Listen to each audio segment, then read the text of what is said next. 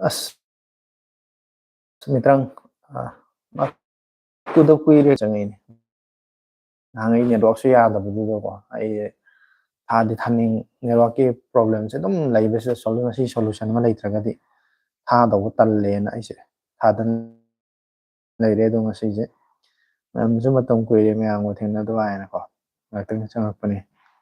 ado ang sa lai yam phare tam ju theng na hore na hangai su tharu dre da na ko duna mayam je hazar ma thar kani ka hai do asa do tawra mai hai tare ko duna mi se yeng sing ha ai mi na ki mayam ta chang pa na as king bu su lai nungai di nungai di share to ya ba group kum ga lai ra di channel video live tha ba da sok ya ba mi sing adum yaw ba le di share to salo khara tum kui re wai chana da ba u da ba ko mayam se theng na da ba da chang pa ni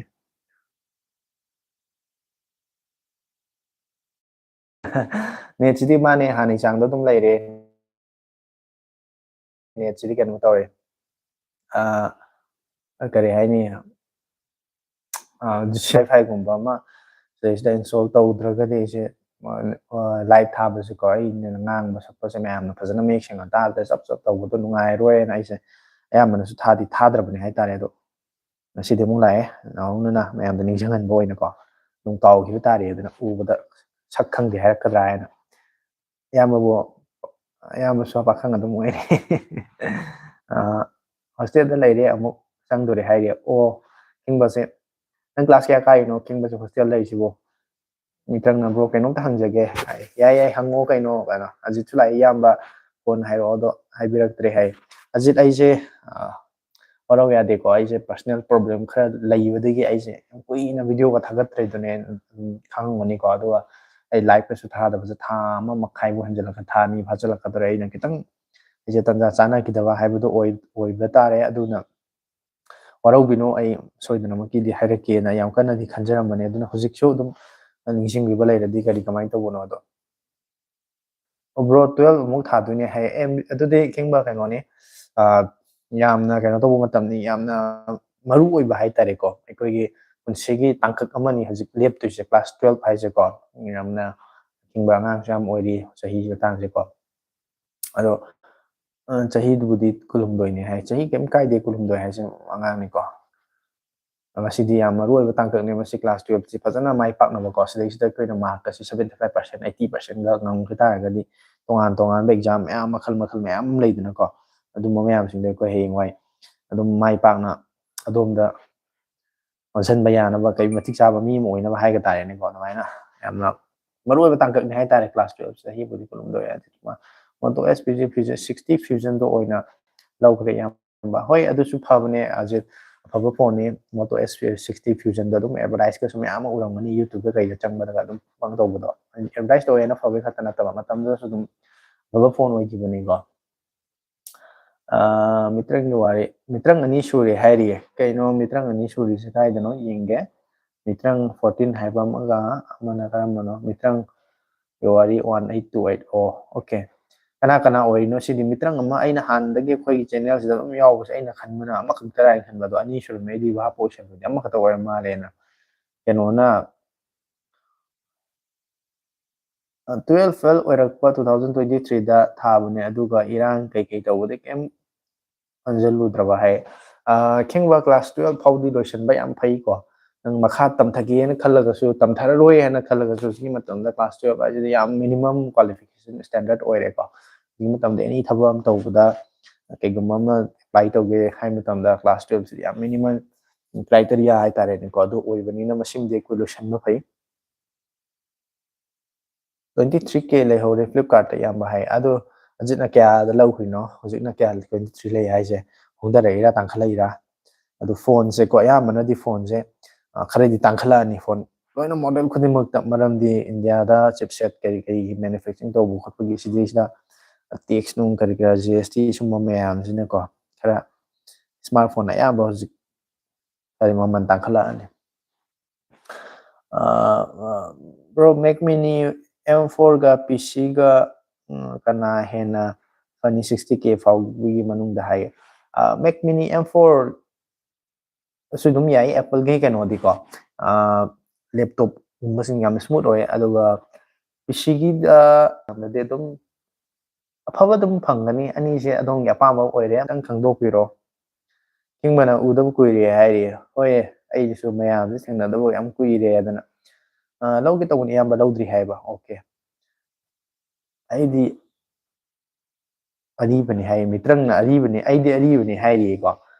ꯑꯅꯧꯕꯁꯤꯅ ꯀꯔꯝꯕ ꯑꯩ ꯃꯤꯇ꯭ꯔꯪ 14 ꯍꯥꯏꯅ ꯊꯥꯕꯁꯦ ꯁꯤꯁꯨ ꯑꯩ ꯎꯔꯦꯕ ꯃꯥꯒꯤ ꯗꯤꯄꯤꯁꯦ ꯀꯣ ꯀꯨꯔꯥꯛ ꯑꯃ ꯌꯥꯎꯔꯤꯁꯦ ꯑꯗꯨꯒ ꯃꯤꯇ꯭ꯔꯪꯒꯤ ꯋꯥꯔꯤꯅ ꯇꯧꯔꯀꯥꯟꯗ ꯁꯤꯗ ꯅꯨꯄꯥ ꯑꯃ ꯂꯦꯞꯄꯒꯤ ꯐꯤꯕꯝꯗ ꯇꯧꯔꯤꯁꯦ ꯀꯩꯅꯣꯒꯤ ꯃꯃꯥꯡꯗ ꯏꯟꯗꯤꯌꯥ ꯒꯦꯠꯂ ꯀꯩꯅꯣꯒꯤ ꯃꯃꯥꯡꯗ ꯁꯤꯁꯨ ꯑꯩ ꯎꯈ꯭ꯔꯦꯕ ꯑꯗꯣ ꯑꯅꯤ ꯁꯨꯔꯝꯃꯤꯁꯦ ꯑꯩꯁꯨ ꯉꯛꯏ ꯀꯃꯥꯏ ꯑꯩꯗꯤ ꯑꯃ ꯇꯔꯥꯏꯅ ꯈꯜꯂꯒ ꯃꯤꯇ꯭ꯔꯪ ꯑꯩ ꯑꯗꯨꯅꯦ ꯑꯩ ꯎꯈ꯭ꯔꯦꯕꯀꯣ ꯀꯨꯔꯥꯛ ꯑꯃ ꯍꯥꯞꯄꯤꯕ ꯗꯤꯄꯤꯁꯦ ꯑꯩ ꯌꯥꯝ ꯍꯟꯖꯟ ꯍꯟꯖꯟ ꯎꯈ꯭ꯔꯦ ꯑꯗꯨꯒ ꯀꯩꯅꯣꯁꯤꯁꯨ ꯎꯈ꯭ꯔꯦ ꯂꯥꯏꯚꯇ ꯑꯅꯤꯁꯦ ꯇꯥꯟꯖꯥ ꯆꯥꯅꯅ ꯉꯁꯤ ꯅꯣꯏ ꯑꯅꯤ ꯌꯥꯎꯁꯜꯂꯛꯄ ꯑꯣꯏꯔꯝꯗꯧ ꯃꯥꯜꯂꯦ ꯅꯍꯥꯟꯈꯩꯅ ꯑꯃꯃꯝꯈꯛ ꯌꯥꯎꯕꯗꯨꯗ ꯑꯁꯨꯝ ꯃꯤ ꯑꯃꯈꯛꯇ ꯑꯣꯏꯕ꯭ꯔꯥ ꯍꯥꯏꯅ ꯈꯟꯕꯀꯣ ꯑꯗꯨꯃꯥꯏꯅ ꯑꯣꯏꯔꯝ ꯇꯥꯔꯦ ꯑꯗꯣ ꯀꯩꯁꯨ ꯀꯥꯏꯗꯦ ꯑꯔꯤꯕ ꯑꯣꯏꯔꯁꯨ ꯑꯅꯧꯕ ꯑꯣꯏꯔꯁꯨ ꯑꯔꯤꯕꯅꯤ ꯍꯥꯏꯅ ꯀꯥꯟꯅꯗ꯭ꯔꯁꯨꯀꯣ ꯑꯩꯅ ꯑꯗꯨꯝ ꯃꯁꯛ ꯈꯪꯉꯦ ꯂꯣꯏ ꯈꯪꯉꯦ ꯑꯩꯅ ꯎꯈ꯭ꯔꯕ ꯀꯩꯅꯣ ꯗꯤꯄꯤ ꯉꯛꯇꯅꯦ ꯁꯣꯏꯗꯅꯃꯛꯀꯤ ꯆꯦꯅꯦꯜꯁꯤꯗ ꯀꯨꯏꯅ ꯃꯃꯥꯡꯗ ꯁꯔꯨꯛ ꯌꯥꯈ꯭ꯔꯕ ꯃꯤ ꯉꯛꯇꯅꯦ ꯑꯩ ꯌꯥꯝ ꯂꯥꯏꯅ ꯈꯪꯉꯦ ꯑꯗꯣ ꯐꯔꯦ ꯂꯧꯁꯟꯕꯤꯔꯛꯏꯁꯦ ꯏꯕꯣ ꯑꯦꯛꯖꯥꯝ ꯂꯣꯏꯔꯒ ꯂꯥꯛꯀꯦ ꯀꯣ ꯑꯩ ꯑꯇꯩ ꯑꯇꯩ ꯌꯥꯎꯗ꯭ꯔꯁꯨ ꯍꯥꯏꯔꯤ ꯃꯥꯅꯦ ꯃꯥꯅꯦ ꯑꯦꯛꯖꯥꯝ ꯑꯗꯨꯅ ꯃꯔꯨꯅꯤ ꯄꯨꯟꯁꯤꯒꯤ ꯈ꯭ꯋꯥꯏ ꯃꯔꯨꯑꯣꯏꯕ ꯇꯥꯡꯀꯛꯅꯤ ꯀꯣ ꯈꯤꯡꯕ ꯑꯗꯨꯝꯇꯪꯗꯤ ꯐꯖꯅ ꯃꯥꯏ ꯄꯥꯛꯅ ꯍꯣꯠꯅꯊꯣꯛꯁꯤ ꯁꯦꯝꯁꯪ S25 ꯄꯥꯏꯕꯒ iPhone 14 Pro ꯄꯥꯏꯕ 85K ꯌꯥꯝꯅ ꯇꯐ ꯑꯣꯏꯕ ꯀꯝꯄꯤꯇꯤꯁꯟꯅꯤꯅꯦ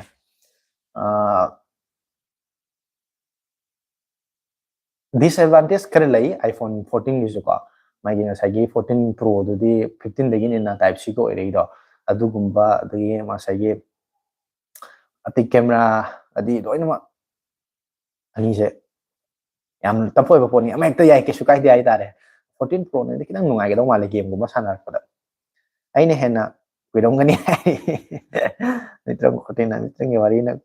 ꯀꯨꯏꯔꯦ ꯍꯥꯏꯔꯤ ꯃꯥꯅꯦ ꯀꯨꯏꯔꯦ ꯑꯩ ꯃꯆꯤꯟꯁꯦ ꯍꯥꯏꯖꯟꯕ ꯅꯠꯇꯦ ꯑꯩ ꯎꯗꯤ ꯎꯈ꯭ರೆ ꯑꯩꯅ ꯋꯥꯈꯜ ꯑꯣꯏꯔꯨꯗꯕ ꯍꯥꯏꯇꯥꯔꯦꯅꯦꯀꯣ ꯁꯨꯃꯥꯏꯅ ꯑꯅꯤ ꯁꯨꯏ ꯀꯥꯏꯁꯦ ꯑꯩ ꯈꯜꯂꯨꯗꯕ ꯉꯁꯤ ꯈꯤꯡꯕꯅ ꯍꯥꯏꯔꯛꯑ ꯀꯥꯟꯗ ꯑꯩ ꯒ꯭ꯌꯥꯟ ꯃꯌꯥꯝꯁꯦ ꯒ꯭ꯌꯥꯟ ꯄꯣꯞ ꯇꯥꯔꯦ ꯉꯁꯥꯏꯒꯤ ꯃꯤꯇ꯭ꯔꯪ ꯑꯃ ꯏꯟꯗꯤꯌꯥ ꯒꯦꯠ ꯃꯃꯥꯡꯗ ꯂꯦꯞꯄꯁꯤꯁꯨ ꯑꯩ ꯎꯈ꯭ꯔꯦ ꯌꯥꯝ ꯇꯣꯏꯅ ꯀꯨꯔꯥꯛ ꯌꯦꯛꯄꯁꯦ ꯑꯁꯤꯁꯨ ꯀꯨꯔꯥꯛꯀꯤ ꯗꯤꯄꯤ ꯊꯝꯕꯁꯦ ꯑꯁꯤꯁꯨ ꯌꯥꯝ ꯎꯈ꯭ꯔꯦ ꯍꯥꯏꯇꯥꯔꯦ ꯕ꯭ꯔꯣ 30Kꯒꯤ ꯔꯦꯟꯖꯇ ꯂꯩꯕ ꯑꯐꯕ ꯑꯦꯟꯗ꯭ꯔꯣꯏꯗ ꯐꯣꯟ ꯑꯃꯇ ꯁꯖꯦꯁ ꯇꯧꯕꯤꯔꯛꯑꯣ ꯍꯥꯏ ꯀꯩꯅꯣꯗꯣ Oppo Reno 14ꯗꯣ Pro ꯅꯠꯇꯕ 14ꯗꯣ ꯑꯗꯨ ꯌꯦꯡꯉꯨꯅꯦ ꯑꯗꯨꯗꯨꯒ iPhone ꯀꯩꯅꯣꯒ ꯀꯝꯄꯤꯌꯔ ꯇꯧꯕ OnePlus ꯐꯣꯟꯒ ꯀꯝꯄꯤꯌꯔ ꯇꯧꯔ ꯌꯦꯡꯉꯨ Oppo Reno 14ꯗꯣ ꯃꯥꯁꯦ ꯃꯃꯟꯕꯨꯗꯤ ꯂꯣꯟꯆ ꯇꯧꯕ ꯃꯇꯝꯗ ꯌꯥꯝ ꯇꯥꯡꯈꯤꯕꯅꯦꯕꯀꯣ ꯑꯗꯣ ꯍꯧꯖꯤꯛꯇꯤ ꯍꯟꯊꯔꯛꯑꯒ ꯂꯨꯄꯥ 30,000ꯒꯤ ꯆꯥꯡ 30 ꯈꯔ ꯍꯦꯜꯂꯞꯀꯣ 30 35 ꯁ꯭ꯋꯥꯏꯕ ꯃꯅꯨꯡꯁꯤꯗ ꯑꯩ ꯎꯕ ꯐꯪꯕ ꯍꯥꯏꯇꯥꯔꯦ ꯃꯗꯨ ꯑꯣꯏꯇꯥꯔꯒꯗꯤ ꯃꯗꯨꯒꯤ ꯐꯣꯟꯗꯣ ꯌꯥꯝ ꯅꯨꯡꯉꯥꯏꯅꯤ ꯁꯤꯖꯤꯟꯅꯕ ꯌꯥꯝ ꯅꯨꯡꯉꯥꯏꯅꯤ ꯑꯉꯣꯁꯨ ꯂꯥꯛꯑꯦ ꯊꯥꯗꯣꯏꯗꯤ ꯌꯥꯎꯔꯝꯗ꯭ꯔꯦ ꯍꯥꯏꯌꯦ ꯊꯥꯗꯣꯏꯁꯨ ꯂꯥꯛꯇ꯭ꯔꯦ ꯉꯁꯤꯗꯤ ꯀꯅꯥꯅꯣ ꯌꯥꯝ ꯂꯥꯛꯇ꯭ꯔꯦ ꯑꯩꯁꯨ ꯅꯍꯥꯟꯉꯩ ꯃꯇꯝ ꯀꯨꯏꯅ ꯂꯦꯞꯄꯨꯕꯒꯀꯣ 20Kꯒꯤ ꯃꯃꯜꯗ H40 Fusion ꯑꯗꯨꯅ ꯐꯔꯅꯤꯀꯣ ꯌꯥꯝꯕ ꯍꯥꯏ ꯃꯣꯇꯣ H50 Fusionꯗꯣ ꯐꯩ ꯑꯗꯨ ꯃꯥꯒꯤ ꯀꯔꯚ ꯗꯤꯁꯄ꯭ꯂꯦ ꯑꯣꯏꯕ꯭ꯔꯥ ꯀꯩꯅꯣꯝ ꯇꯧꯕꯅꯦ ꯑꯗꯨꯃꯛꯇꯪ ꯌꯦꯡꯉꯣ ꯑꯗꯨ ꯀꯔꯚ ꯗꯤꯁꯄ꯭ꯂꯦ ꯑꯣꯏꯔꯝꯃꯒꯗꯤ ꯃꯁꯤꯁꯨ ꯀꯩꯅꯣꯅꯤ ꯀꯔꯚ ꯗꯤꯁꯄ꯭ꯂꯦ ꯑꯣꯏꯕ ꯀꯥꯏꯁꯦꯀꯣ ꯃꯌꯥꯝꯒꯤ ꯃꯤꯒꯤ ꯑꯩꯒꯤ ꯑꯣꯏꯅꯗꯤ ꯑꯃꯨꯛ ꯑꯩꯁꯦ ꯄꯥꯝꯗꯦꯕꯀꯣ ꯀꯔꯚ ꯗꯤꯁꯄ꯭ꯂꯦꯁꯦ ꯀꯅꯥꯒꯨꯝꯕꯅ ꯀꯔꯚ ꯗꯤꯁꯄ꯭ꯂꯦꯁꯦ ꯑꯩꯈꯣꯏꯒꯤ ꯀꯩ ꯍꯥꯏꯅꯤ ꯌꯥꯝꯅ ꯀꯩꯅꯣ ꯃꯥꯜꯂꯤ ꯍꯥꯏꯗꯅ ꯀꯔꯤ ꯍꯥꯏꯈ꯭ꯔꯦ ꯐ꯭ꯂꯦꯒꯁꯤꯞ ꯑꯇꯥꯡꯕ ꯃꯃꯜ ꯇꯥꯡꯕ ꯃꯥꯜꯂꯤ ꯈꯣꯠꯂꯤ ꯀꯥꯏꯅꯀꯣ ꯑꯗꯨꯝ ꯄꯥꯝꯅꯕꯁꯨ ꯌꯥꯎꯋꯦ ꯑꯗꯨꯅ ꯃꯁꯤ ꯃꯤꯒꯤ ꯀꯩꯅꯣꯗꯣ ꯈꯦꯠꯅꯕꯁꯨ ꯂꯩ ꯑꯗꯨꯅ ꯃꯗꯨ ꯀꯔꯚ ꯑꯣꯏꯕ꯭ꯔꯥ ꯑꯣꯏꯗꯕ꯭ꯔꯥ ꯀꯥꯏꯗꯣ ꯑꯝꯇꯪ ꯌꯦꯡꯊꯣꯛꯑꯀꯥꯟꯗ ꯍꯥꯏꯗꯤ ꯐꯩꯌꯦ ꯂꯧꯁꯤꯜꯂ ꯑꯃꯨꯛ ꯄꯥꯝꯃꯝꯗ꯭ꯔꯒꯗꯤ ꯏꯁꯥꯅ ꯄꯥꯝꯕ ꯗꯤꯖꯥꯏꯟ ꯑꯣꯏꯔꯝꯗ꯭ꯔꯒꯗꯤ ꯑꯗꯨꯁꯨ ꯗꯤꯁꯄ꯭ꯂꯦꯗꯣ ꯌꯦꯡꯉꯣ ꯀꯔꯚ ꯑꯣꯏ ꯅꯦ ꯊꯥꯗꯣꯏ ꯍꯣꯏꯗꯨ ꯂꯩꯇ꯭ꯔꯁꯤꯔ ꯖꯥꯠꯂ ꯍꯥꯏꯌꯦꯀꯣ ꯈꯤꯡꯕ ꯀꯧꯔꯨ FBꯗ ꯂꯩꯔꯝꯅꯤ ꯍꯥꯏꯔꯦ ꯊꯥꯗꯣꯏ ꯂꯥꯏꯚ ꯇꯣꯏꯅ ꯂꯥꯛꯈꯤꯗ꯭ꯔꯦ ꯍꯣꯏ ꯂꯥꯛꯈꯤꯅꯤ ꯊꯥꯗꯣꯏ ꯁꯣꯏꯗꯅ ꯃꯇꯝ ꯉꯜꯂꯤ ꯑꯗꯨꯒꯤꯅꯤ ꯍꯥꯏ ꯑꯩꯉꯣꯟꯗ ꯍꯧꯖꯤꯛꯅ ꯀꯞ ꯑꯣꯏꯌꯦ ꯌꯥꯝꯕ ꯍꯥꯏ ꯀꯞ ꯑꯣꯏꯔꯒꯗꯤ ꯏꯁꯥꯅ ꯄꯥꯝꯕꯤꯔꯒꯗꯤ ꯀꯞ ꯗꯤꯁꯄ꯭ꯂꯦꯁꯦꯀꯣ ꯀꯩꯝꯇ ꯀꯥꯏꯗꯦ ꯀꯞ ꯑꯣꯏꯕꯁꯤ ꯁꯨꯝ ꯌꯥꯝꯅ ꯀꯩ ꯍꯥꯏꯅꯤ ꯑꯩꯅ ꯉꯁꯥꯏꯁꯨ ꯍꯥꯏꯕꯗꯣ ꯑꯦꯛꯁꯄꯦꯟꯁꯤꯞ ꯑꯣꯏꯕ ꯑꯗꯨꯒꯨꯝꯕ ꯍꯥꯟꯅꯗꯤ ꯃꯃꯥꯡꯒꯤ ꯐ꯭ꯂꯦꯒꯁꯤꯞ ꯐꯣꯟꯒꯨꯝꯕ ꯑꯇꯥꯡꯕ ꯐꯣꯟꯁꯤꯡ ꯈꯛꯇꯗ ꯐꯪꯉꯝꯃꯦꯕꯀꯣ ꯀꯞ ꯗꯤꯁꯄ꯭ꯂꯦꯗ ꯑꯗꯨꯕꯨ ꯂꯥꯏꯅ ꯐꯪꯉꯦ ꯃꯥꯒꯤ ꯂꯣꯏꯅꯃꯛ ꯅꯨꯡꯉꯥꯏꯔꯒꯁꯨꯅꯦ ꯗꯤꯁꯑꯦꯗꯚꯥꯟꯇꯦꯖ ꯍꯥꯏꯒ ꯇꯥꯔꯒꯗꯤ ꯑꯃꯈꯛ ꯂꯩ ꯀꯔꯤꯅꯣ ꯍꯥꯏ ꯀꯥꯟꯗ ꯑꯩꯈꯣꯏꯒꯤ ꯍꯦꯛ ꯌꯩꯁꯜꯂꯒ ꯃꯆꯤꯛꯇ ꯀꯩꯗ ꯌꯩꯁꯟꯗ꯭ꯔꯒꯗꯤ ꯈꯔ ꯇꯥꯕ ꯋꯥꯠꯂꯦꯕꯀꯣ ꯑꯗꯨꯕꯨ ꯀꯥꯟꯗ ꯌꯥꯝ ꯀꯥꯏꯒꯜꯂꯦ ꯍꯥꯏꯇꯥꯔꯦ ꯈꯤꯇꯪ ꯃꯥꯒꯤ ꯀꯩꯅꯣꯁꯦ ꯄ꯭ꯔꯣꯕ꯭ꯂꯦꯝꯁꯦ Samsung S25 do Oppo Reno 14 yonba pa aman Oppo Reno 14 duna heli hayo hai Oppo Reno 14 do masu phaiba ko heli haibadi yaroi S25 na henbasi processor gumba da ko adai ngasagi UI gumba Samsung gi One UI gumba se yam smooth oiba kano se interface adu oiba aduga ngasagi do Oppo Reno 14 do ma se aina su paam se kaino kan da isu dum yengam me ko eno ni magi zoom do 100x digital zoom ga ya ba do madu khogi Samsung gi da high ta the flagship S24 25 Ultra gumba 24 Ultra gumba da to adumaina ma se zoom yam camera zoom yam tingkan ba ya ba yam pam jai ba aduga my phone do mamal duga mana piriba specification duga overall do yam chana ba haita adu du ni mani hele habidi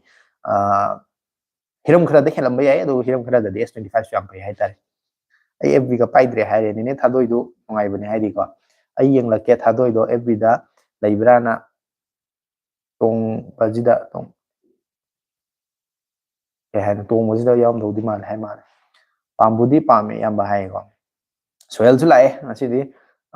ngasi matam ko ina lerga mu thaba live chu da ngasi koi myam loi thengnare yam nungai re ado ai na ne kai gumba thabak se chuti gumba lairaga de ne ai je Thursday sorry 31st ki ke bye bye numit kum se the new year numit se matam se kha sang na live se thage ni khalli bu ko ado mayam na saruk ya yaurak kadra yauro ida live te sanga kadra sangoi da sine khalli se maram di kai no di bye bye 31st night ade the new year gi numit kai se de mayam loi no enjoy to na ba yam nungai bu numit ni da ko mayam se ada som da party to da mayam chakcha haija da na harau te am la ngi da som da sanga ko kaw sanga trai live tha re to pham le di tal le na ai khan khale ne mayam kumai to sige adum comment option lo video sem dra bro hoji kan se video khara amma ani khak khara semgat phawre kingba thagat re amana thagat pangam dre ado thadi thagala ni thagat ke da video macha macha ai ko speaker macha gi aina hada ama ai isagi sinana bi ko leiba gi ama so video ma yam kano to ba haitare speaker do yam faba speaker am khaki adu video sai thagala ke na tawri do na taba pot khara so video unboxing ka upload share ma ke na mubang tok thok se bye bye no meeting ai soel id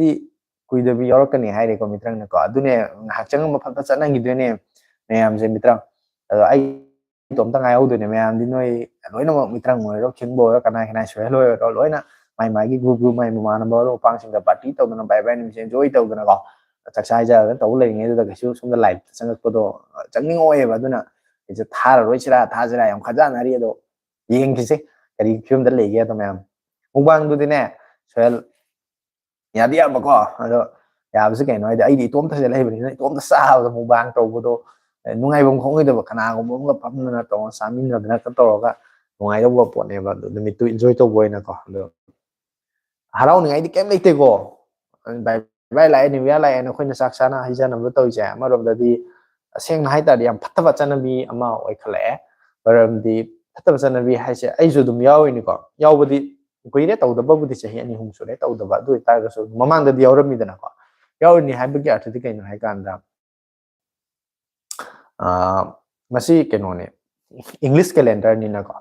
koi Manipuri gi calendar di na te ba koi Manipuri gi calendar hai ta ga sa jibu chera no mo pan ba se ne ko yam kan na selu ha na jaw selu ba to da se to koi na mi to pa English ki culture lo ma to tam se le su kai de yaw san bu thai ama rom da kai no hai kan da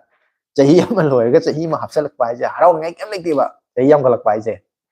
responsibility yam galak ka du ni dai di chahi yam galak pai ba si da bo ai ke hai ni angang oi bagi pusi ga dungai na ba pusi ga hau gi ne sum nong nong gi ko aduna awa ba do suruk yam khalak ka do ni responsibility chak lok pai se aduna adu gum da ko yam harau ngai di thok ta ba ni khan bai ta na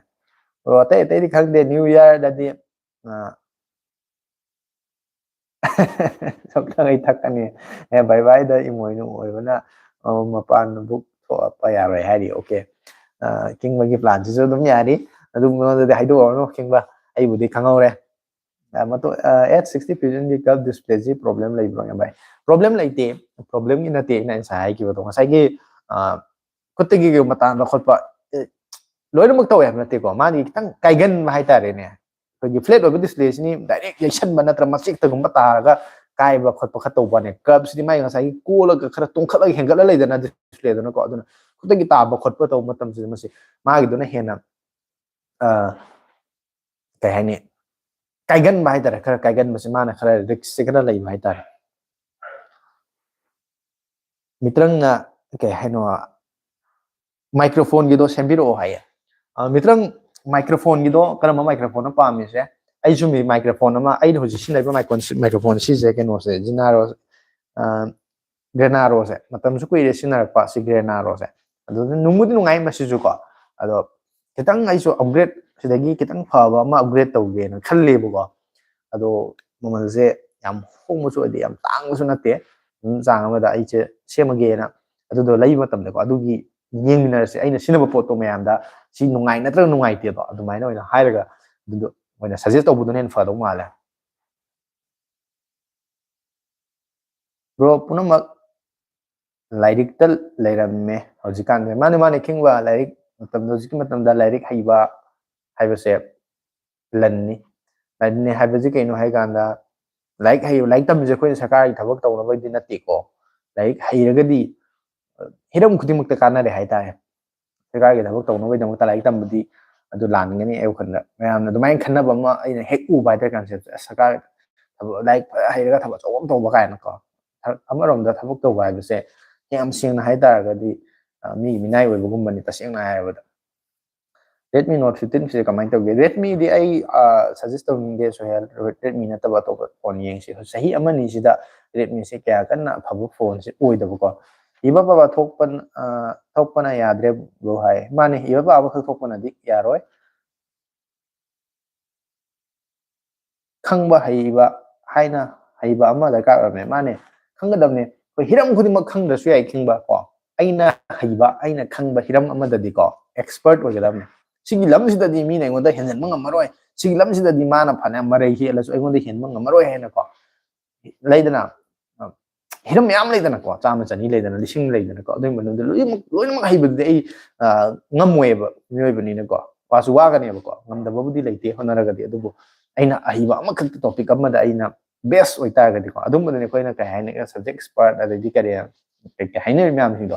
matter the subject matter expert का लेदना मोय ma'am दु तानरिदो ma'am अइना पाइबा phone से नोंगमता मनिंगदा तादे यामा ममांगदा ताबा मचेत न ताबा ngata पाइदो तले माने अजित अदो अदुमाइना मक तौनी हाइबसु नत्ते अइना हाइसे को कैगुम इन केस अदुमाइना तारगदी मासे काइबा याबगी चांस से माने हेली हाइबनी दा इन हाइनिंगे डिस्प्ले सिन बाइसदा ओरिजिनल सिलगदे उम पैसा से याम बनेबको अइगी OnePlus Nord 2 मा पाइरमेबको अदो फोन से केम तौदे हुजिकसु दुम सेमदि सिना याने डिस्प्ले से काइगे बाइतारे ओरिजिनल डिस्प्ले से सिनगेन तौगांदा लुपा लिसिंग 13 हाइरक बाइतारे ओरिजिनल डिस्प्ले दु लुपा लिसिंग 13 बुदी पी अफबबुदी ओरिजिनल बुदी ओइदोनी कंपनी की OnePlus ना पक्पा ओइदोनी अदुबु 13 दो पीरगदे पैसा खा चलगा 35 कुन बिबा फोन अमा लैबना फराद्रा हुजिकि मतमदा अदुना अदुमाइना ओइना सेमनिंगदबा पोकपने अदुना लैयुरगा हेन अꯩꯉꯣꯟꯗꯁꯨ ꯊꯣꯛꯏꯕ ꯁꯨꯃꯥꯏꯅ ꯊꯣꯛꯂꯛꯀꯅꯤ ꯍꯥꯏꯕꯒꯤ ꯀꯩꯅꯣꯅꯤꯗ ꯁꯨꯝ ꯆꯦꯛꯁꯤꯟꯕ ꯑꯗꯨ ꯅꯠꯇꯕ ꯑꯣꯞꯁꯟ ꯌꯦꯡꯕ ꯌꯥꯕ ꯂꯩꯕ꯭ꯔꯥ ꯍꯥꯏꯅ ꯑꯩꯅ ꯈꯪꯖꯕꯗꯣ ꯑꯗꯨꯝ ꯈꯔ ꯍꯥꯏꯕꯅꯤ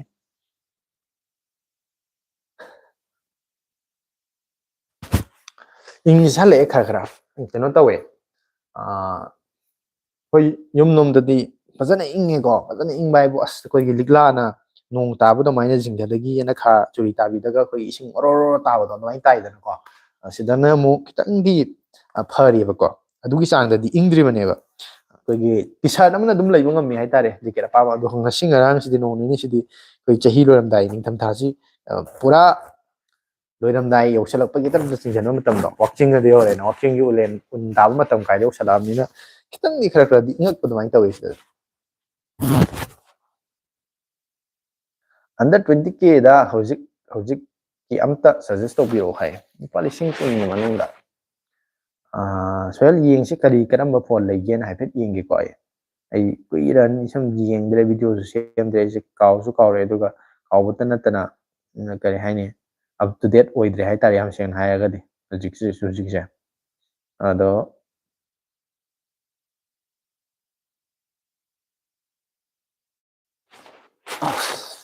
सिजो Nabi तौरे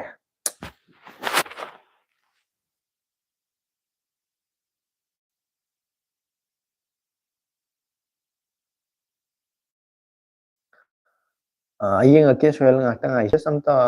amta tawjage social FB adum taw YT tang da focus tawgono adarna ate request ne ado yam bai mani yam chumme king banai je ai je matam gai thupung am da bagi yam chumma bane Facebook da Insta budi hoi yam kana tawde Facebook user se di as yame Manipur da ta hai da Facebook ki user ga koi ki YouTube ki user ga se yengna matam da Facebook na yam ti hele aduna ayamba page ayamba jikan Facebook dagi maming chalaga YouTube to hangpa natragana YouTube torom su Facebook ta nimak toba simultaneously toba mayam ma is thengnai ui ado aijo channel je he hangdorpa video se semba he horokpu dagi aijo Facebook ta video thagala amagani khangde popular oiba khagi wa natana aina pamjari pandam do popular oiba oidaba natana channel se kitang grow toba aduga the profession mo ino onda ya ba ifem mauda yoramba yabane to bo adumak ta hodabagi asoi bisu lei adu king mana ai sim da kem to warang ngai leite ai yam fa suggestion en lawe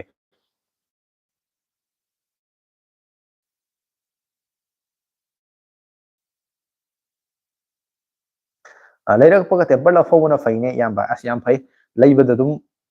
dum temper yaw dum leisalo ai tare adu natra di kano toraga poraga mu kai bo khotpa toraga di yam nungai ta bo ni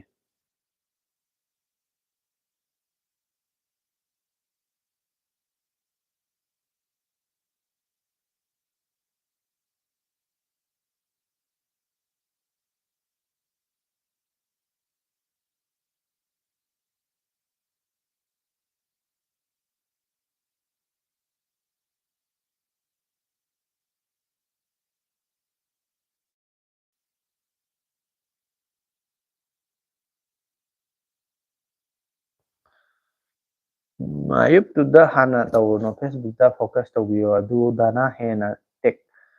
da tawrasu ko haide YT YouTube sidadi tek tawba tawba yade ba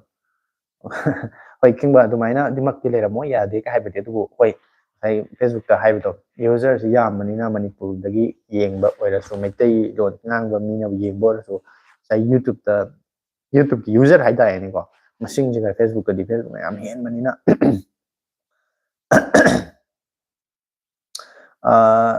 online da number sen bada koina napa hiro yamba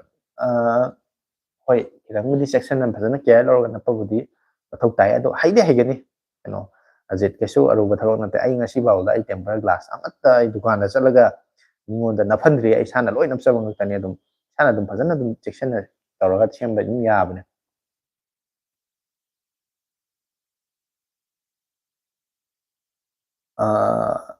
ngasai lupa lising kun bogi manung leba phone hai do iQOO G10X sijo dum yai aduga keno Vivo T4X animak chap manare masak tagi magi processor dai kari dagi aduga Samsung Galaxy M36 laire Oppo K13 5G sa asisu yare aduga A35 sidi yam kuire phone oire jai bani hum do dum yeng ba yai Realme na zo 80 series ki sum laibani video di semdra boy video di semba da khara ngamdre semdre soel bro nairo o nai ba yai ne adu bro so yam anse he hoi view yam ba se kanai subscriber masing yam khala follow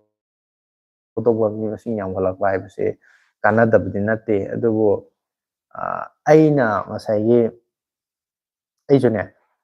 pamdi pame ni mioi bani na adu adumaina khoi ge kari hai ni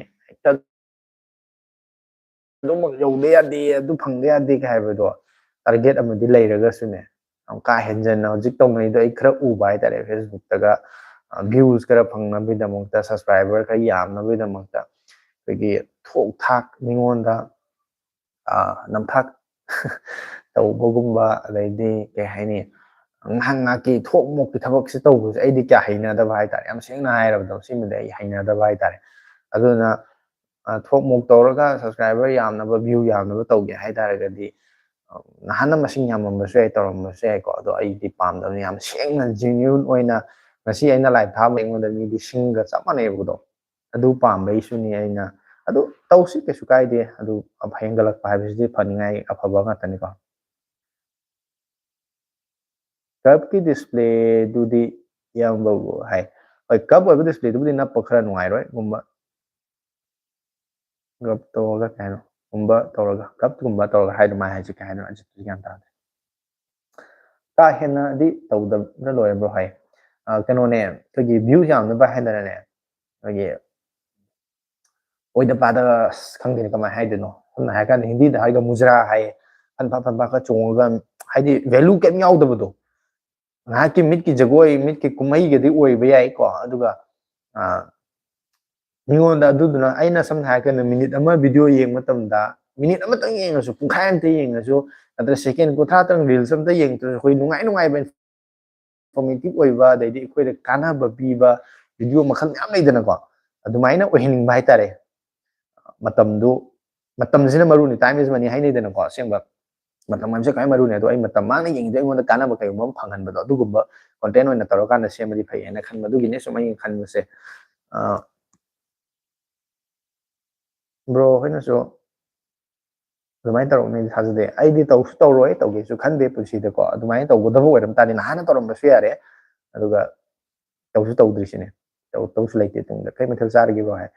Bidyananda ꯊꯣꯉꯥꯝꯅ ꯆꯥꯛ ꯆꯥꯗ꯭ꯔꯤ ꯆꯥꯛ ꯂꯣꯏꯔ ꯂꯩꯔꯦ ꯆꯥꯛ ꯂꯣꯏꯔꯒ ꯊꯥꯡꯒꯠ ꯂꯩꯔꯦ ꯑꯩ ꯆꯥꯛ ꯂꯣꯏꯔ ꯊꯥꯡꯒꯠ ꯂꯩꯔꯦ ꯁꯤꯗꯩꯁꯤꯗ ꯃꯊꯛꯇ ꯂꯩꯔꯦ ꯑꯩ ꯆꯥꯗ꯭ꯔꯤ ꯀꯩꯅꯣ ꯇꯧꯔꯅꯤ ꯂꯣꯏꯔ ꯆꯥꯗꯣꯏꯅꯤ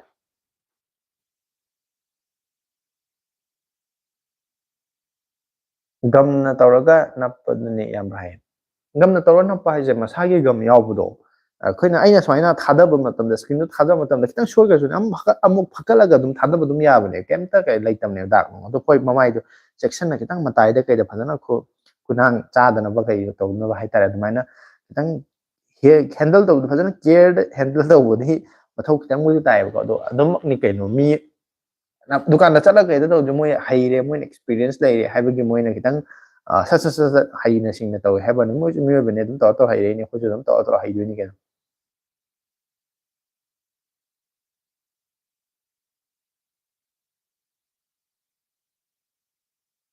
ꯕ꯭ꯔꯣ ꯀꯟꯇꯦꯛ ꯅꯝꯕꯔ ꯂꯩꯅꯁꯦ ꯀꯦꯞꯁꯟꯗ ꯍꯥꯞꯄꯣ ꯃꯤ ꯌꯥꯝꯅ ꯂꯩꯕꯁꯨ ꯅꯠꯇꯦ ꯍꯥꯏ ꯌꯥꯏ ꯈꯤꯡꯕ ꯅꯝꯕꯔ ꯊꯝꯅꯕ ꯊꯥꯖꯅꯕ ꯄꯤꯅꯕ ꯑꯗꯣ ꯍꯣꯏ ꯑꯩ ꯇꯟꯖꯥ ꯆꯥꯔꯒ ꯑꯗꯨꯝ ꯍꯥꯞꯄꯛꯀꯦ ꯍꯥꯏꯔꯛꯀꯦ ꯉꯁꯤꯃꯛꯇꯤ ꯑꯩ ꯍꯥꯏꯔꯔꯣꯏꯒꯦ ꯊꯥꯗꯣꯏ ꯁꯅꯥ ꯂꯥꯛꯑꯦ ꯏꯕꯨꯡꯉꯩꯅ ꯀꯧꯔꯤ ꯀꯟꯅ ꯃꯌꯥꯝ ꯉꯁꯥꯏ ꯊꯥꯗꯣꯏ ꯂꯥꯛꯇꯦꯅ ꯌꯥꯝ ꯍꯪꯅꯔꯝꯕꯁꯨ ꯌꯥꯎꯕꯅꯤ ꯀꯃꯦꯟꯗ ꯍꯥꯏꯐꯦꯠ ꯆꯤꯡꯈꯠꯂ ꯌꯦꯡꯉꯣ ꯊꯥꯗꯣꯏ ꯂꯥꯛꯑꯝꯅꯤ ꯀꯅꯥꯅꯣ ꯊꯥꯗꯣꯏ ꯍꯪꯉꯝꯕꯁꯤꯡꯗꯣ ꯑꯃꯨꯛꯇꯪ ꯀꯅꯥ ꯂꯩꯔꯤꯒꯦꯗꯣ ꯈꯪꯅꯕ ꯀꯃꯦꯟ ꯑꯃꯇꯪ ꯑꯩ ꯂꯩꯔꯤꯑꯅ ꯄꯤꯁꯟꯕꯤꯔꯛꯑꯗꯤ ꯅꯨꯡꯉꯥꯏꯅꯤ ꯋꯥꯔꯤ ꯋꯥꯇꯥꯏꯁꯨ ꯑꯃꯨꯛ ꯍꯦꯟꯅ ꯅꯨꯡꯉꯥꯏꯔꯛꯀꯅꯤ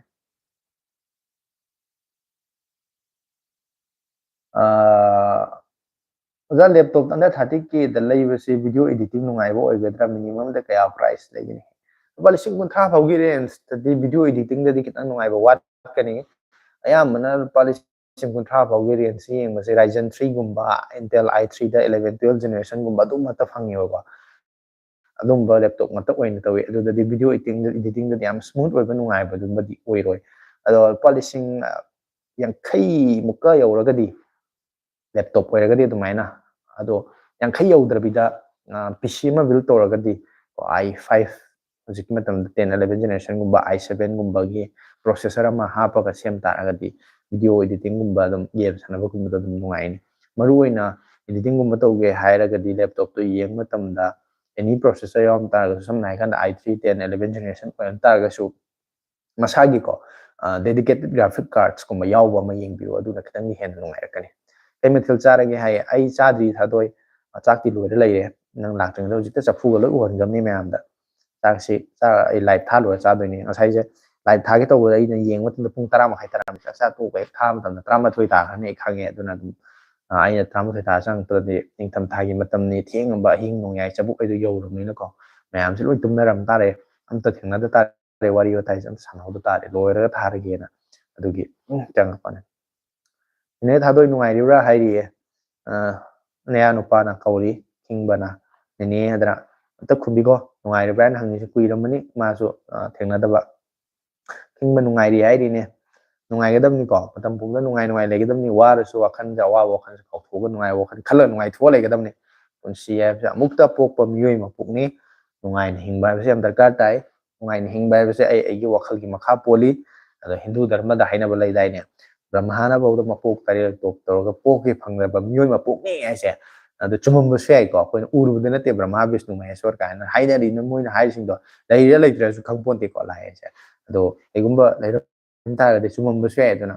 ꯅꯨꯡꯉꯥꯏꯅ ꯂꯩꯒꯗꯕꯅꯤ ꯅꯨꯡꯉꯥꯏꯊꯣꯛꯀꯗꯕꯅꯤ ꯑꯋꯥꯕ ꯂꯩꯔꯒꯁꯨ ꯑꯋꯥꯕꯗꯣ ꯀꯥꯎꯊꯣꯛꯅꯕ ꯍꯥꯏꯗꯣꯛꯄ ꯌꯥꯕ ꯃꯤꯗ ꯁꯤꯌꯔ ꯇꯧꯕ ꯌꯥꯕ ꯃꯤꯗ ꯇꯧꯒꯗꯕꯅꯤ ꯅꯦꯅꯦꯗꯤ ꯗꯦꯠ 25ꯇ ꯏꯁꯩ ꯂꯩ ꯍꯥꯏꯅꯦ ꯅꯣꯏ ꯂꯩꯀꯥꯏꯗ ꯍꯥꯏꯌꯦ ꯑꯠꯆꯥ ꯈ꯭ꯔꯤꯁꯃꯥꯁ ꯅꯨꯃꯤꯠꯁꯦ ꯏꯁꯩ ꯂꯩꯉꯣꯏꯗꯧꯔꯦ ꯑꯩꯅ ꯍꯧꯁꯤ ꯐꯥꯎꯗꯦꯗꯤ ꯅꯣꯏꯅ ꯁ꯭ꯋꯥꯏꯗ ꯉꯥꯡꯅꯕꯒꯤꯅꯤꯅꯦ ꯁꯣꯝꯗ ꯂꯥꯛꯀꯗꯕ ꯃꯔꯨꯗꯣ ꯈꯨꯗꯤ ꯑꯗꯨꯝ ꯊꯤꯔ ꯂꯩꯕ ꯑꯣ ꯑꯗꯨ ꯈꯪꯉꯝꯃꯗꯤ ꯍꯧꯁꯤ ꯂꯥꯎꯅꯤ ꯍꯧꯁꯤ ꯀꯛꯀꯅꯤ ꯈꯪꯉꯝꯗꯦ ꯑꯩꯈꯣꯏ ꯃꯌꯥꯝ ꯆꯪꯗꯅ ꯅꯝꯕꯔꯗꯣ ꯀꯧꯕꯁꯨ ꯌꯥꯕꯅꯤꯀꯣ ꯐꯥꯏꯚ ꯑꯩꯈꯣꯏꯅ ꯁꯣꯏꯕ ꯅꯠꯇꯦ ꯊꯥꯗꯣꯏꯅ ꯁꯣꯏꯕꯅꯤ ꯆꯠꯁꯦ ꯑꯗꯨ ꯑꯩꯁꯨ 12 ꯇꯝꯃꯨꯒꯦ ꯍꯥꯏ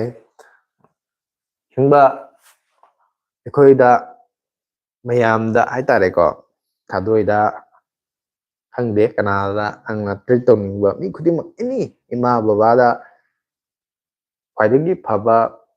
ꯅꯪꯅ ꯃꯌꯥꯝꯗ ꯄꯤꯅꯤꯡꯕ ꯈꯨꯗꯣꯜ ꯍꯥꯏꯇꯥꯔꯒꯗꯤ ꯅꯪ 12ꯇꯒ ꯐꯖꯅ ꯄꯥꯁ ꯇꯧꯔꯒꯀꯣ ꯃꯥꯔꯛ ꯀꯌꯥꯝ ꯐꯪꯉ ꯂꯥꯛꯄꯗꯣ ꯃꯗꯨꯃꯨꯛ ꯍꯔꯥꯎꯕꯗꯤ ꯂꯩꯔꯣꯏ ꯃꯗꯨꯃꯨꯛ ꯅꯨꯡꯉꯥꯏꯕꯗꯤ ꯂꯩꯔꯣꯏ ꯍꯥꯏꯇꯥꯔꯦ ꯅꯦꯅꯦ ꯊꯥꯗꯣꯏ ꯀꯧꯔꯤ ꯈꯤꯡꯕꯅ ꯈꯤꯡꯕ ꯑꯩꯗꯤ ꯇꯥꯗꯦꯗ ꯍꯥꯏꯔꯤ ꯑꯣ ꯏꯁꯩꯒꯤ ꯄ꯭ꯔꯣꯒꯥꯝꯗꯨꯒꯤ ꯃꯇꯥꯡꯗꯅꯤꯅꯦ ꯏꯁꯩꯗꯣ ꯍꯣꯏ ꯑꯣꯏꯔꯝꯕꯁꯨ ꯌꯥꯏ ꯂꯥꯁꯇ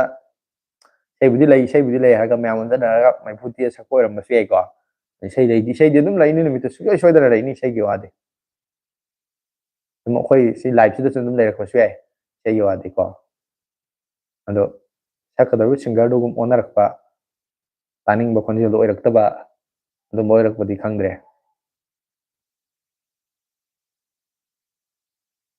ꯅꯦꯅꯦ ꯊꯥꯗꯣꯏ ꯍꯥꯏꯔꯣ ꯑꯩ ꯌꯥꯝ ꯄꯦꯟꯗ꯭ꯔꯤꯖꯥꯠꯅꯤ ꯀꯩ ꯇꯧꯔꯝꯃꯨꯒꯦ ꯍꯥꯏ ꯍꯔꯥꯎ ꯀꯨꯝꯍꯩ ꯑꯩꯉꯣꯟꯗ ꯍꯪꯂꯗꯤ ꯈꯪꯂꯅꯤ ꯅꯨꯃꯤꯠ ꯊꯥ ꯌꯦꯡꯂꯒ ꯍꯔꯥꯎ ꯀꯨꯝꯍꯩ ꯆꯠꯄ ꯑꯩꯉꯣꯟꯗ ꯍꯥꯏꯔꯤ ꯑꯗꯨꯅꯦ ꯌꯥꯝ ꯇꯣꯏꯅ ꯆꯠꯀꯟꯕ ꯃꯤ ꯅꯠꯇ꯭ꯔꯒꯗꯤ ꯑꯃꯨꯛ ꯈꯪꯉꯣꯏꯗꯣꯏꯅꯦꯕꯀꯣ ꯑꯗꯩꯗꯤ ꯇꯣꯏꯅ ꯆꯠꯀꯟꯗꯕ ꯃꯤꯁꯦ ꯍꯔꯥꯎ ꯀꯨꯝꯍꯩꯁꯤ ꯂꯩꯔꯒꯁꯨ ꯏꯃꯥꯟꯅꯕꯁꯤꯡꯁꯦ ꯍꯧꯔꯛꯑꯣꯏꯗꯣꯏꯅꯦꯕ ꯑꯅꯛꯄꯗ ꯂꯩꯔꯁꯨ ꯑꯔꯥꯞꯄꯗꯕꯨ ꯂꯩꯔꯁꯨ ꯃꯥꯗꯤ ꯌꯥꯔꯛꯇꯕꯅꯤ ꯆꯠꯀꯟꯗꯕꯅꯦ ꯃꯥꯁꯦ ꯑꯗꯨꯅ ꯄꯥꯎꯁꯦ ꯀꯩꯝ ꯈꯪꯉꯣꯏꯗꯣꯏꯅꯦꯕ ꯑꯗꯨ ꯇꯣꯏꯅ ꯆꯠꯀꯟꯕ ꯃꯤꯗꯤꯀꯣ ꯃꯣꯏ ꯃꯁꯦꯟ ꯍꯧꯅ ꯉꯁꯤꯅ ꯑꯗꯨꯗ ꯂꯩꯌꯦ ꯉꯁꯤꯅ ꯑꯗꯨꯗ ꯂꯩꯌꯦꯅꯀꯣ ꯄꯥꯎꯁꯦ ꯂꯣꯏ ꯇꯥꯗꯣꯏꯅꯦꯕ ꯑꯗꯨ ꯆꯠꯀꯟꯗꯕ ꯃꯤꯁꯦ ꯄꯥꯎꯗꯤ ꯀꯌꯥ ꯇꯥꯒꯟꯗꯕꯅꯤ ꯑꯩꯁꯨ ꯀꯌꯥ ꯇꯥꯒꯟꯗꯦꯕ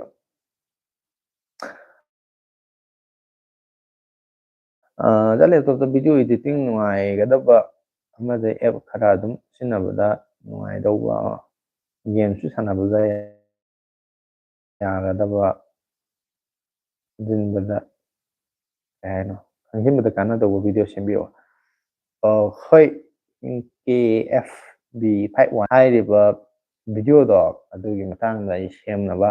ꯇꯧꯔꯛꯀꯦ ꯑꯗꯨ ꯁꯦꯡꯅ ꯊꯥꯡꯖ ꯅꯣꯡꯃꯥꯏꯖꯤꯡ ꯅꯨꯃꯤꯠꯇ ꯃꯔꯨ ꯑꯣꯏꯅꯀꯣ ꯊꯥꯡꯖ ꯅꯨꯃꯤꯠꯁꯦ ꯑꯩ ꯉꯝꯗ ꯂꯥꯏꯚꯁꯦ ꯊꯥꯕꯁꯦ ꯉꯝꯗ꯭ꯔꯦ ꯃꯇꯝꯁꯦ ꯀꯥꯏꯊꯣꯛꯄ ꯑꯗꯨꯅ ꯉꯔꯥꯡꯁꯨ ꯊꯥꯒꯦ ꯈꯜꯂꯒ ꯊꯥꯗ꯭ꯔꯦ ꯑꯗꯨꯃꯥꯏꯅ ꯂꯥꯏꯚꯀꯨꯝꯕ ꯌꯥꯎꯔꯛꯄ ꯃꯇꯝꯗ ꯑꯗꯨꯝ ꯍꯥꯏꯕꯤꯔꯛꯑꯣ ꯑꯩ ꯊꯤꯔꯒ ꯀꯔꯤ ꯑꯐꯕ ꯂꯨꯄꯥ ꯂꯤꯁꯤꯡ ꯀꯌꯥ ꯐꯥꯎꯒꯤ ꯃꯅꯨꯡꯗ ꯀꯌꯥꯅ ꯄꯤꯔꯛꯑꯁꯨ ꯌꯥꯏ ꯍꯥꯏꯔꯤꯌꯦ ꯁꯤꯡꯕ ꯄꯦꯟꯗ꯭ꯔꯤꯁꯦ ꯃꯥꯁꯦ ꯉꯁꯥꯏꯒꯤ ꯅꯨꯡꯉꯥꯏꯈꯠꯂꯛꯀꯗꯧꯕ ꯃꯇꯝꯁꯤꯗ ꯕꯥꯏ ꯅ꯭ꯌꯨ ꯏꯌꯥꯔꯒꯤ ꯅꯨꯡꯉꯥꯏꯈꯠꯂꯛꯀꯗꯧꯕ ꯃꯇꯝꯁꯤꯗ ꯃꯥꯁꯦ ꯂꯥꯡꯅꯤꯡꯕ ꯀꯣꯏꯕ ꯌꯥꯎꯅꯤꯡꯕꯗꯨꯅꯦꯕ ꯑꯗꯨꯒ ꯃꯥꯁꯦ ꯀ꯭ꯂꯥꯁ 12 ꯊꯥꯔꯝꯗꯥꯏꯒꯤ ꯕꯣꯔꯗꯤꯡꯗ ꯑꯃꯨꯛ ꯆꯪꯁꯤꯟꯗꯧꯔ ꯃꯥꯁꯦ ꯐꯪꯉꯣꯏꯗꯣꯔꯦ ꯆꯥꯛꯄꯗ ꯑꯣꯏꯔꯝꯗꯧ ꯃꯥꯜꯂꯦ 50K ꯐꯥꯎꯗ ꯍꯥꯏꯌꯦ ꯍꯣꯏ ꯂꯨꯄꯥ 50,000 ꯐꯥꯎꯒꯤ ꯃꯅꯨꯡꯗ ꯑꯗꯨꯝ ꯑꯐꯕ ꯃꯌꯥꯝ ꯐꯪꯒꯅꯤꯀꯣ ꯂꯦꯞꯇꯣꯞ ꯑꯣꯏꯅ ꯂꯩꯒꯦ ꯍꯥꯏꯔꯒꯁꯨ PC ꯑꯣꯏꯅ ꯕꯤꯜ ꯇꯧꯒꯦ ꯍꯥꯏ ꯇꯥꯔꯗꯤ ꯑꯗꯨꯒꯤ ꯕꯖꯦꯠꯇꯣ ꯄꯥꯏꯔ ꯆꯠꯂꯒ ꯕꯖꯥꯔꯗ ꯆꯠꯂꯒ ꯑꯗꯨꯝ ꯏꯁꯥꯅ ꯄꯥꯝꯕ ꯄꯣꯠꯇꯣ ꯑꯗꯨꯝ ꯔꯦꯝ ꯑꯁꯨꯛ ꯑꯣꯏꯍꯟꯒꯦ ꯄ꯭ꯔꯣꯁꯦꯁꯔꯅ ꯁꯤ ꯑꯣꯏꯍꯟꯒꯦ ꯑꯗꯩꯗꯤ ꯅꯦꯅꯦꯅ ꯊꯥꯗꯣꯏ ꯅꯪꯅ ꯕ꯭ꯔꯣꯗ ꯉꯥꯎꯖꯕꯗꯣ ꯑꯗꯨ ꯃꯥꯔꯛ ꯀꯩ ꯍꯥꯏꯅꯣ ꯒ꯭ꯌꯥꯟ ꯇꯥꯗ꯭ꯔꯦ ꯈꯤꯡꯕ ꯅꯪꯒꯤꯁꯦ ꯀꯔꯤ ꯊꯥ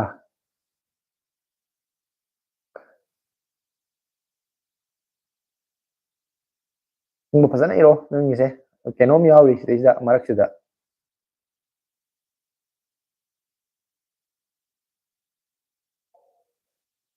ꯑꯗꯣ ꯉꯁꯤꯗꯤ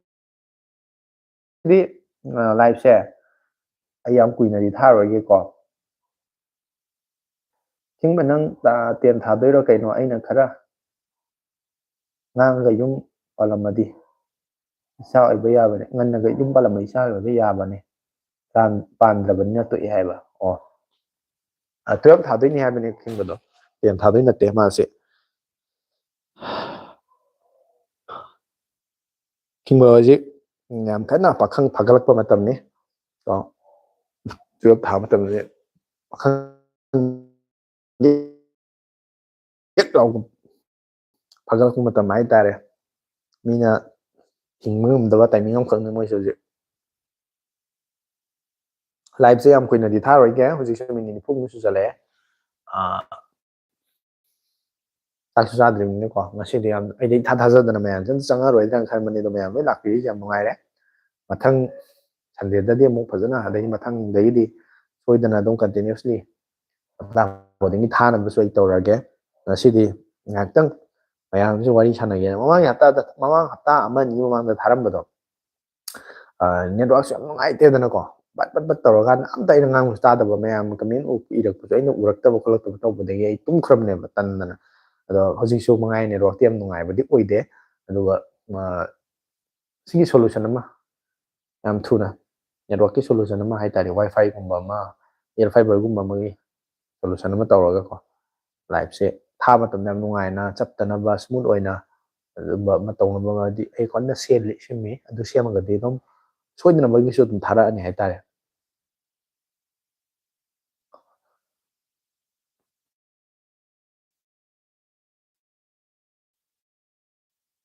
ꯍꯥꯏꯕ ꯇꯧꯕꯒ ꯅꯦꯠꯋꯥꯔꯛꯁꯦ ꯇꯧꯔꯦ ꯍꯧꯖꯤꯛꯇ ꯍꯥꯏꯕ ꯇꯝ ꯂꯣꯏꯕꯗ ꯉꯥꯏ ꯅꯦꯠꯋꯥꯔꯛꯁꯦ ꯑꯃꯨꯛ ꯆꯞꯈꯠꯂꯛꯑꯦ ꯑꯗꯨꯅ ꯂꯥꯏꯐꯁꯦ ꯂꯣꯏꯁꯜꯂꯣ ꯍꯥꯏꯒꯠꯂꯛꯑꯦ 12 ꯊꯥꯗꯣꯏꯅꯤ ꯃꯥꯔꯛ ꯋꯥꯡꯅ ꯄꯥꯁ ꯇꯧꯕ ꯑꯣꯏꯖꯔꯒꯦ ꯍꯥꯏꯕ ꯊꯤꯡꯕ ꯃꯥꯔꯛ ꯋꯥꯡꯅ ꯄꯥꯁ ꯇꯧꯊꯣꯛꯑꯣ ꯀꯣ ꯍꯌꯦꯡ ꯇꯨꯡꯗ ꯑꯐꯕ ꯃꯇꯤꯛ ꯆꯥꯕ ꯃꯤ ꯑꯃ ꯑꯣꯏꯅꯕ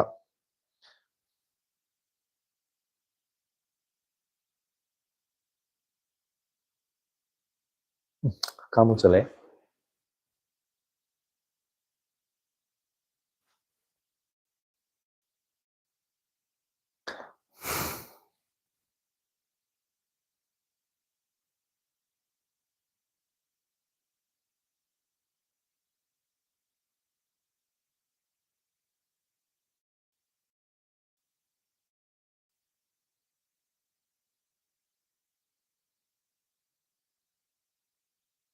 ꯕ꯭ꯔꯣ ꯅꯦꯅꯦ ꯊꯥꯗꯣꯏꯒ ꯀꯣꯏꯔꯛꯀꯦ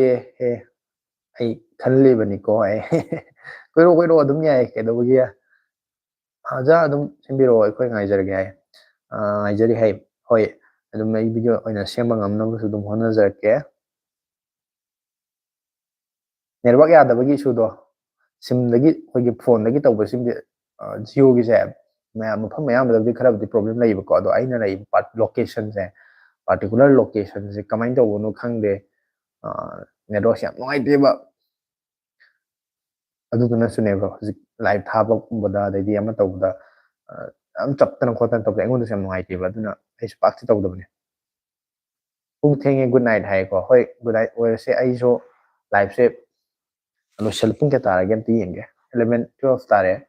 11:15 ꯅꯠꯇ꯭ꯔꯒꯅ 20 ꯑꯗꯨꯋꯥꯏꯗ ꯃꯤꯅꯤꯠ 5ꯗꯩꯅ 9 ꯐꯥꯎꯒꯤ ꯃꯅꯨꯡꯗ ꯑꯩ ꯂꯣꯏꯁꯤꯜꯂꯗꯕꯅꯤ ꯑꯩꯁꯨ ꯂꯥꯏꯐꯁꯦ ꯆꯥꯛ ꯆꯥꯕꯒ ꯀꯩꯀꯩ ꯂꯣꯏꯔꯛꯄꯗ ꯑꯗꯨꯝ 12 ꯑꯗꯨꯝ ꯇꯥꯗꯧꯔꯕꯅꯦꯕ ꯑꯩꯕꯨꯗꯤ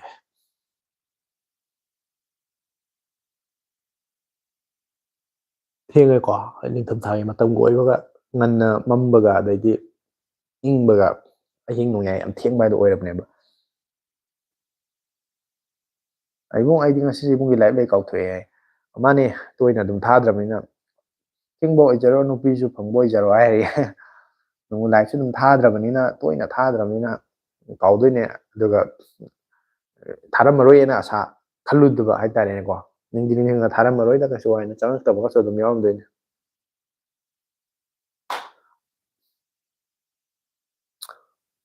ꯕ꯭ꯔꯣ ꯒꯨꯒꯜ ꯄꯤꯛꯁꯦꯜꯒ ꯁꯦꯝꯁꯪꯒ ꯀꯔꯝꯕꯅ ꯐꯒꯗ꯭ꯔꯥ ꯑꯩꯗꯤ ꯒꯨꯒꯜ ꯄꯤꯛꯁꯦꯜꯗꯤ ꯑꯩ ꯁꯖꯦꯁ ꯁꯨꯡꯇꯧ ꯇꯧꯅꯤꯡꯗꯦ ꯇꯧꯁꯨ ꯇꯧꯈꯤꯗꯦ ꯃꯃꯥꯡꯗ ꯐꯣꯟꯕꯨꯗꯤ ꯃꯣꯏ ꯀꯦꯃꯦꯔꯥ ꯀꯩꯀꯩ ꯁꯣꯐꯋꯦꯔꯒꯨꯝꯕꯒꯗꯤ ꯌꯥꯝ ꯐꯕꯅꯦꯀꯣ ꯑꯗꯨꯒ ꯃꯣꯏꯒꯤ ꯄ꯭ꯔꯣꯁꯦꯁꯔꯁꯤ ꯈꯔ ꯅꯨꯡꯉꯥꯏꯇꯕ ꯍꯤꯇꯤꯡ ꯏꯁꯨ ꯂꯩꯕ ꯑꯗꯨꯗꯤ ꯈꯤꯇꯪ ꯋꯤꯛ ꯑꯣꯏꯕꯅꯤꯅ long term sinnarꯛ matunda nuaite adum aina ubu matamda long lasting oina kuina sangna sinnaba paibasu kya thoina ude haitare Google phone se net yam nuaite net nuaitri ngai sida tanja lawga ai loisaladamni live se loisalage na khalli aduna mayam ning ngahak comment option biro minute 30 chale minute 10 ga manga dagina kun mogi manung sida isoi loisalani net yam nuaite are mukan aire na loisalo are khoi kainam dai kainam bidai isai ama sakpal leidai na sayonara saktorabra kam tawre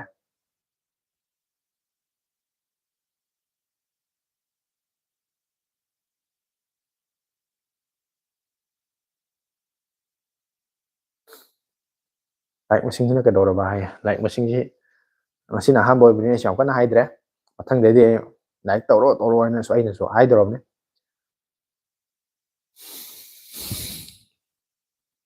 adudi mayam live se lotion ba yar bro live se ba yare endi khale ina khanbada ko minute 30 chale 20 bawdi tharage 11:20 baw duga loishalase duga mathang de di am phajana aisu video su semak pa ngamna ba tawrage duga live ta su dum mayam yawbiro bro phone afaba amta hayo ohongba ai ramesh laisramna ramesh lupa kaya mu piba jano hongba hibo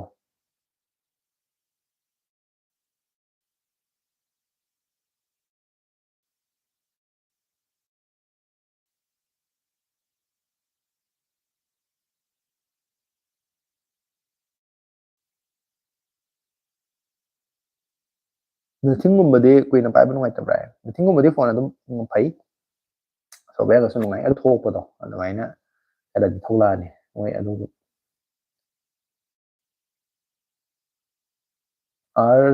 ꯔꯤꯌꯦꯜꯃꯤ 12 ꯀꯨꯝꯕ 12 ꯄ꯭ꯔꯣꯒꯨꯝꯕ ꯌꯦꯡꯉꯣ ꯂꯨꯄꯥ 10,000 ꯐꯥꯎꯒꯤ ꯃꯅꯨꯡ ꯑꯁꯥꯏꯋꯥꯏꯗ ꯐꯪꯉꯒꯗꯤ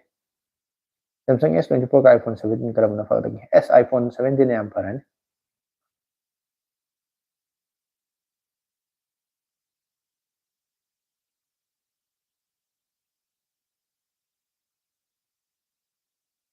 ꯉꯁꯤꯗꯤ ꯀꯩꯅꯣ ꯍꯀꯥꯝ ꯌꯥꯝ ꯆꯜꯂꯦ ꯇꯨꯃꯤꯟ ꯈꯜꯂꯛꯄꯒꯤ ꯃꯤꯅꯤꯠ 10 ꯆꯠꯂꯦ ꯑꯩ ꯉꯁꯤꯗꯤ ꯃꯌꯥꯝ ꯋꯥꯔꯧꯕ ꯌꯥꯗꯦ ꯑꯩ ꯍꯧꯖꯤꯛꯇ ꯂꯥꯏꯚ ꯂꯩ ꯅꯤꯡꯁꯤꯡ ꯂꯩꯅꯤ ꯍꯥꯏ ꯃꯥꯅꯤ ꯁꯟꯗꯦꯗ ꯊꯥꯏ ꯍꯥꯏꯁꯦ 11:16 ꯆꯠꯂꯦ 11:20 ꯗ ꯏꯁꯣꯏ ꯂꯣꯏꯁꯤꯟꯖꯔꯒꯦ ꯉꯁꯤꯒꯤ ꯆꯥꯛꯁꯨ ꯆꯥꯗ꯭ꯔꯤ ꯍꯀꯥꯝ ꯆꯜꯂꯦ ꯇꯨꯝꯈꯤꯕ ꯀꯩꯅꯣ ꯆꯥꯛ ꯆꯥꯗꯕꯤꯗ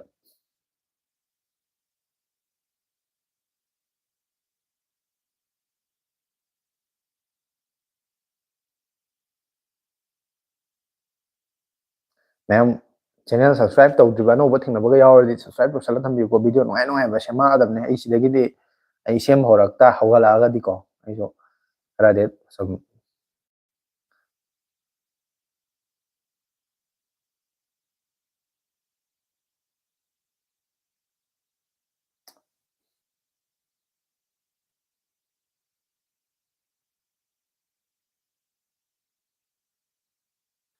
ꯕ꯭ꯔꯣ ꯒ꯭ꯂꯣꯕal iPhoneꯗ ꯏꯟꯗꯤꯌꯟ ꯚꯦꯔꯤꯌꯟ ꯐꯣꯟꯁꯦ ꯗꯤꯐ꯭ꯔꯦꯟꯁ ꯀꯔꯤꯅꯣ ꯐꯣꯟꯒꯤ ꯃꯣꯗꯦꯜ ꯗꯤꯖꯥꯏꯟ ꯑꯗꯩꯗꯤ ꯄ꯭ꯔꯣꯁꯦꯁꯔ ꯀꯔꯤ ꯀꯔꯥ ꯄꯥꯔꯠꯁ ꯂꯣꯏ ꯃꯥꯟꯅꯔꯒꯁꯨꯅꯦ ꯃꯉꯣꯟꯗ ꯈꯦꯠꯅꯕ ꯑꯃꯈꯛꯁꯤ ꯀꯩꯅꯣ ꯍꯥꯏ ꯀꯥꯟꯗ ꯅꯦꯠꯋꯔꯛ ꯀꯦꯔꯤꯌꯔ ꯁꯞꯄꯣꯔꯠ ꯇꯧꯕꯒꯤ ꯃꯇꯥꯡꯁꯦ ꯒ꯭ꯂꯣꯕꯜꯒꯤꯁꯤꯡꯁꯤꯅ ꯑꯩꯈꯣꯏꯒꯤ ꯗꯤꯐ꯭ꯔꯦꯟ ꯁꯝꯅ ꯍꯥꯏꯔ ꯀꯥꯟꯗ US ꯑꯣꯏꯔꯒꯅ USꯀꯤ ꯃꯥꯒꯤ ꯅꯦꯠꯋꯔꯛꯀꯤ ꯕꯦꯟꯁꯤꯡꯁꯦ ꯁꯞꯄꯣꯔꯠ ꯇꯧꯅꯕ ꯑꯗꯨꯒꯤ ꯑꯦꯟꯇꯅꯥꯁꯤꯡ ꯆꯤꯞꯁꯤꯡꯗꯨꯒ ꯃꯥꯒ ꯁꯞꯄꯣꯔꯠ ꯇꯧꯅꯕ ꯍꯥꯞꯄꯝꯗꯣꯏꯅꯦꯕꯀꯣ ꯑꯗꯣ ꯏꯟꯗꯤꯌꯥꯒꯤꯅ ꯑꯃꯨꯛ ꯏꯟꯗꯤꯌꯥꯒꯤ 5Gꯒꯤ ꯕꯦꯟ N7 N51 ꯑꯗꯨ ꯑꯗꯥ ꯕꯦꯟ ꯃꯈꯜ ꯈꯔ ꯂꯩꯗꯅ ꯑꯩꯈꯣꯏꯒꯤ ꯀꯩꯅꯣꯁꯤꯡꯁꯦ ꯅꯦꯠꯋꯔꯛꯀꯤ ꯀꯦꯔꯤꯌꯔꯁꯤꯡ ꯖꯤꯑꯣꯅ ꯏꯌꯥꯔꯇꯦꯜꯅ ꯄꯤꯔꯤꯕ ꯅꯦꯠꯋꯔꯛꯁꯤꯡꯁꯦ ꯑꯁꯤꯒꯤꯁꯤꯡꯁꯦ ꯀꯩꯒꯨꯝꯕ ꯏꯟ ꯀꯦꯁ ꯐꯣꯟꯗꯨꯗ ꯑꯗꯨꯒꯤ USꯀꯤ ꯚꯦꯔꯤꯌꯦꯟꯇꯅ ꯑꯁꯤꯒꯤ ꯏꯟꯗꯤꯌꯥꯒꯤ ꯕꯦꯟꯁꯤꯡꯗꯣ ꯌꯥꯎꯔꯝꯗ ꯇꯥꯔꯒꯗꯤ USꯀꯤ ꯚꯦꯔꯤꯌꯦꯟꯇꯣ ꯏꯟꯗꯤꯌꯥꯗ ꯄꯨꯔꯛꯀꯥꯟꯗ ꯅꯦꯠꯋꯔꯛ ꯁꯤꯖꯤꯟꯅꯕ ꯐꯣꯟꯗꯣ ꯁꯤꯖꯤꯟꯅ ꯌꯥꯔꯣꯏꯗꯣꯏꯅꯦꯕ ꯏꯟꯗꯤꯌꯥꯒꯤ ꯚꯦꯔꯤꯌꯦꯟꯇꯨꯅ ꯑꯃꯨꯛ USꯇ ꯄꯨꯔꯒ ꯉꯁꯥꯏ USꯀꯤ ꯅꯦꯠꯋꯔꯛ ꯀꯦꯔꯤꯌꯔꯁꯤꯡꯗꯨꯒꯤ ꯕꯦꯟꯗꯣ ꯌꯥꯎꯔꯝꯗ꯭ꯔꯒꯗꯤ USꯇ ꯑꯃꯨꯛ ꯁꯤꯖꯤꯟꯅ ꯌꯥꯔꯣꯏꯗꯣꯏꯅꯦ ꯑꯗꯨꯅ ꯅꯦꯠꯋꯔꯛ ꯀꯦꯔꯤꯌꯔꯒꯤ ꯕꯦꯟꯁꯤꯡꯗꯣ ꯁꯞꯄꯣꯔꯠ ꯇꯧꯕ ꯇꯧꯗꯕ ꯑꯗꯨꯒꯤ ꯃꯇꯥꯡꯗ ꯈꯤꯇꯪ ꯀꯩꯅꯣ ꯂꯩ ꯑꯗꯨꯒ ꯑꯇꯩꯗꯗꯤ ꯊꯣꯏꯅ ꯀꯩꯝ ꯄ꯭ꯔꯣꯕ꯭ꯂꯦꯝ ꯂꯩꯇꯦ ꯈꯦꯠꯅꯕ ꯂꯩꯇꯦ ꯍꯥꯏꯇꯥꯔꯦ ibong ay sugu night oirage hausi chalubugisu ware hai mane matamsu thenge ahing nongye haibado oiramne hojikti manipur da dingan ta su ngamme ko mamme ko pung mani makhai manga tarakpada mamme aduga ingsu ingbaga ingma matam oirabane aduna ai loisalani minute 35 chadedana se adu minute 38 kunsu dadi ai compulsory loisalani aduna mayam su comment tawgadaw layers tawsan biro aduga live comment ꯇꯧꯗ꯭ꯔꯒꯁꯨ good night ꯍꯥꯏꯅ comment ꯑꯃꯃꯝꯇꯪꯗꯤ ꯇꯧꯁꯜꯂꯝꯕꯤꯔꯣ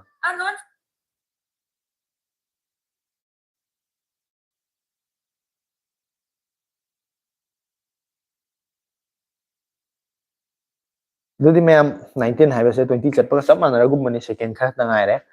ꯑꯗꯨꯅ ꯉꯁꯤꯒꯤ ꯑꯣꯏꯅꯗꯤ ꯂꯥꯏꯚꯁꯤ ꯂꯣꯏꯁꯤꯜꯂꯒꯦ ꯂꯥꯏꯚꯁꯤ ꯍꯧꯖꯤꯛ ꯌꯦꯡꯉꯤꯕꯁꯤꯡꯁꯨ ꯑꯗꯨꯒ ꯂꯥꯏꯚꯁꯤ ꯂꯣꯏꯈ꯭ꯔꯀꯥꯟꯗ ꯌꯦꯡꯕꯁꯤꯡꯁꯨ ꯆꯦꯅꯦꯜꯁꯦ subscribe ꯇꯧꯕ support ꯇꯧꯕ ꯇꯧꯁꯟꯕꯤꯔꯣ ꯃꯊꯪꯗꯁꯨ ꯃꯈꯥ ꯇꯥꯔꯛꯄꯗ ꯚꯤꯗꯤꯑꯣ ꯅꯨꯡꯉꯥꯏꯕꯁꯨ ꯁꯦꯝꯃꯛꯀꯦ ꯑꯗꯨꯒ ꯂꯥꯏꯚꯁꯨ ꯃꯊꯪꯗꯒꯤꯗꯤ ꯆꯥꯡ ꯅꯥꯏꯅ ꯁꯟꯗꯦ ꯈꯨꯗꯤꯡꯒꯤ ꯁꯣꯏꯗꯅ ꯊꯥꯅꯕ ꯍꯣꯠꯅꯖꯔꯛꯀꯦ ꯑꯗꯨꯒ ꯃꯌꯥꯝ ꯁꯔꯨꯛ ꯌꯥꯃꯤꯟꯅꯔꯁꯤ ꯑꯗꯨꯗ ꯅꯨꯡꯉꯥꯏꯅ ꯑꯩꯈꯣꯏ ꯃꯌꯥꯝ ꯑꯋꯥ ꯅꯨꯡꯉꯥꯏ ꯋꯥꯔꯤ ꯑꯃꯨꯛ ꯁꯥꯟꯅꯅꯕ ꯑꯗꯣ ꯉꯁꯤꯒꯤ ꯑꯣꯏꯅꯗꯤ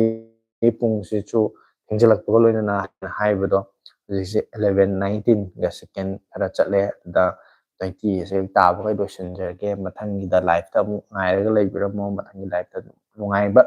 ꯋꯥꯔꯤ ꯃꯌꯥꯝ ꯁꯥꯟꯅꯁꯦ ꯃꯌꯥꯝꯅ ꯈꯪꯅꯤꯡꯕ ꯂꯩꯕꯗꯨꯁꯨ ꯍꯪꯕꯤꯔꯛꯑꯣ ꯑꯗꯨꯒ ꯑꯩꯅꯁꯨ ꯃꯊꯪ ꯇꯥꯔꯛꯄꯗꯁꯨ ꯚꯤꯗꯤꯑꯣ ꯀꯌꯥ ꯁꯦꯝꯕ ꯉꯝꯅꯕ ꯍꯣꯠꯅꯖꯔꯛꯀꯦ ꯃꯌꯥꯝ ꯄꯨꯝꯅꯃꯛ ꯉꯁꯤꯒꯤ ꯑꯣꯏꯅꯗꯤ ꯌꯦꯡꯕꯤꯔꯤꯕ ꯄꯨꯝꯅꯃꯛ ꯀꯥꯏꯅꯅꯕ ꯌꯥꯊꯪ ꯅꯤꯖꯔꯤ ꯑꯗꯨꯒ ꯇꯨꯡꯗ ꯌꯦꯡꯕꯤꯔꯛꯄꯁꯤꯡꯁꯨ ꯑꯩꯅ ꯉꯁꯤꯒꯤ ꯑꯣꯏꯅꯗꯤ ꯃꯌꯥꯝꯗꯒꯤ ꯀꯥꯏꯅꯅꯕ ꯌꯥꯊꯪ ꯅꯤꯖꯔꯤ ꯃꯌꯥꯝ ꯉꯁꯤ ꯂꯥꯏꯚꯁꯤ ꯂꯣꯏꯁꯤꯟꯖꯔꯒꯦꯀꯣ ꯁ꯭ꯋꯥꯏꯗ